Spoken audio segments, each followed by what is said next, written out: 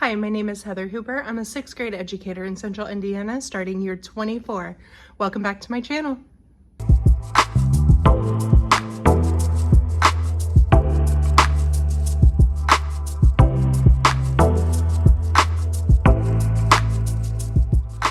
Okay, so today what we are going to be working on is we have 3 days of our first week of school, and so that's always like getting to know you activities. However, I know these students, and most of the students in my homeroom class are students that I had from last year. There's only a few that are not. So I'm gonna have to find something different because getting to know you probably isn't as needed, and we're a very small school anyway. So we're gonna see what we can find to do with these kids for the first 3 days. So here we go. All right, I did keep a few things that I had that I've done in 5th grade before. Last year we did do this. I had a student here, and so I asked, and we did do this. So I will not do this one, but it just came from, I think, just on Canva. It was already made, but it was a roll a dice get to know you game. I have another one that's roll and tell. And so it's just like, what is the yummiest meal you've ever had? What is your dream job? So just some different types of questions that they might do. If I need a quick time filler, this would be a good like 5-10 minute activity. If you needed it longer, you could switch partners maybe. Another thing that I have that I've never done is doing like a fair versus equal lesson. And I haven't really looked at it in depth, but this I just created using AI because I feel like at this age, they really struggle with what is fair and equal, and not everybody gets what they think is fair because they need different things. And so that's what this lesson is about. So I might read this a little bit more and adapt it more to what I do, because of course this is just a resource to get me started. I'm not very creative, but when I kind of read something, then I'll be like, oh, I could tweak it and do this or that, or read this book, those kinds of things. So I'm gonna look at this one. The other thing that I'm thinking about doing is this inspiration. It's not called inspiration. I don't know the name of it, I guess. But they are going to, last year we drew a self-portrait. We read the name jar, and then they had to go home. I don't know if I did this last year. We read the name jar, but in the past I've had them go home and like talk to their parents about their name, and if it came from anywhere special, or if they were gonna name something different, if there's any story behind their name. And then they would draw a self-portrait, a half portrait, and then they put their name on the side, and that would go out to the hallway. So this one is still drawing a self-portrait, but then it's putting in the sunglasses. It says on the front to like what you see yourself doing in the future.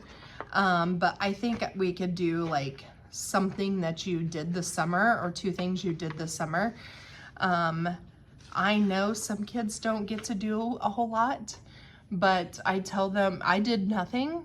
So I might draw my bed, because I was struggling with migraines at the very beginning of the summer, and then maybe trying to draw me going on a walk, because that's what I have been doing. So it doesn't have to be anything fancy, but I'm thinking about doing this with just my homeroom class to hang out in the hall. And then, what's the other thing I have here? Oh, that's it. Those are the ones that these 3 are the ones I brought with me. And then I have the fair versus equal. And then another one I brought with me was for the end of the year. So I'm gonna put that in that folder that I have. So I need to find 3 lessons that I could do with all 3 classes. And then I need to find 3 lessons that I would do with my homeroom class, because I don't know, at the end of the day, they start band and choir, and I don't know when exactly it is that they'll be starting that. So I need to have lessons with my homeroom for those days too. So let's see what we can find on Teachers Pay Teachers. That's where we're going to start.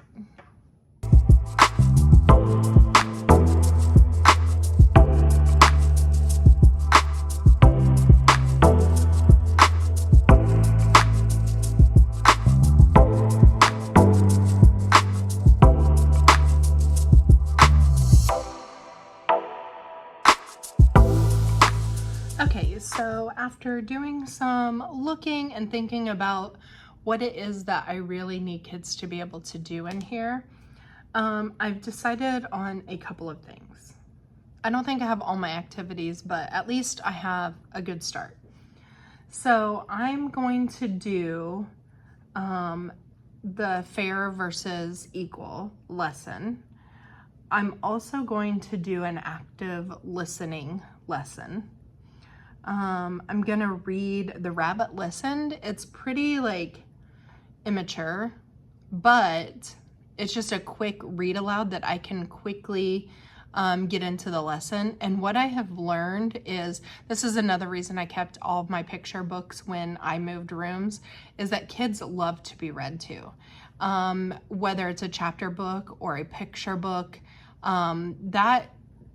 and I think partly because I love it and I let them know that, and I keep talking about how however we present things is how the kids are gonna feel about it. So like if your kids are hating something, if your students are like really disengaged and don't like it, ask yourself if you're really disengaged and you are portraying that you don't like it, because you probably are.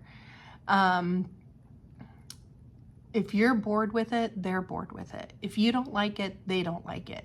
But if you come at them with, I love reading picture books, and you know, I don't care that I'm an adult. Like, picture books have something to say and they're fun, and I like to be read to, and I listen to books all the time. And so they need to understand that that's still okay. It doesn't matter that you're in 6th grade or whatever the case may be. So that's what I'm gonna do. And then I'm just gonna go into different scenarios of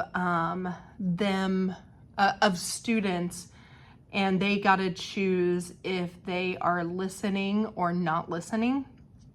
Well, we're going to talk about what active listening is. So we'll talk about, like, you make eye contact, you don't interrupt, you ask questions, you wait before responding, knowing when to talk, all those things. But also they need to understand that it's not always that you don't always look like you're listening either. People are all different, and as long as they can answer my questions, I'm okay with that. And I let them know that I start to learn by their body language if they're listening or not. So that's what we'll talk about. We'll get into a deep discussion about that. But then they're going to get different scenarios, and they are going to have to find the evidence of if they are really listening, if the student in the scenario is listening or not. But they have to support it with evidence. And we're going to go through all of them.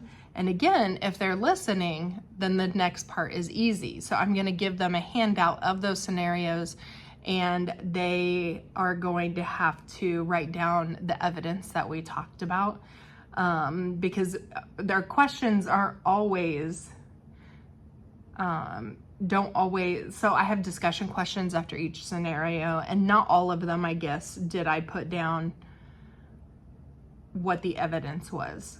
So some of them, they'll know the evidence, and some of them they won't, and they'll have to come up with that on their own. And so I think that's going to be one of my lessons. And then I already told you the fair versus equal. And what that lesson was going to look like was like, would it be fair if every student in this room wore the exact same shoe size? They're going to laugh. Would it be fair if everyone got the exact same lunch every day, even if some people had food allergies? Just talking about different things where it's obviously silly that we'd all wear the same shoes or the size, or that we all eat the same thing. Would it be fair if everyone got the exact same amount of help from the teacher? And so we talk about that. we're going to talk about different situations that we might encounter. I have some very special kids in my room or in this grade, and they need to understand that if they need more attention, then they need more attention. They've grown up with them, but we do have some new people that are coming in, and so I think it's very important to talk about that and how I might deal with a couple different students differently than what I deal with you if we're having behavior problems. And so I think that's very important to have a conversation about. So I'm very upfront about it, and they know that things will be different because fair is not always equal. And so that's what we're going to do on that. I need to look and see if there's a book that I can read to introduce that as well. All right, so I think the picture book that I'm going to read with that one is Fair is Fair by Sunny Varela. It's all about, you know, what kids perceive with their siblings or a classmate who is receiving more. So like, I think if I'm understanding it right, it even talks about special needs. Do they get more than another? And that question's kind of explored, which is what I need it for. They're using zoo animals to do that, so maybe a little bit juvenile, but the meaning of the book and what we need to talk about is there. And again, kids love to be read to, and they like to look at the pictures and stuff regardless. I mean, when I'm reading picture books, there are times when the kids are like, well, turn it around, because I'm busy looking at the pictures too. And sometimes the art is just beautiful regardless of the age of the book. So if you're not reading picture books, I would highly suggest it. And again, your attitude matters. So those are two of the big lessons. So I need one more possibly, but I also have in my Teachers Pay Teachers account a student interest survey. And that would be something that we would work on if we finish the lesson and we have a few minutes left, because I think it's important to be prepared for that. I don't want to just sit around. I want them to be busy. So I'm going to get that. And then the other thing that is in here is a first day Jeopardy with a twist. So I think we'll also do this. So this is, it has like questions about like reviewing, let me see here.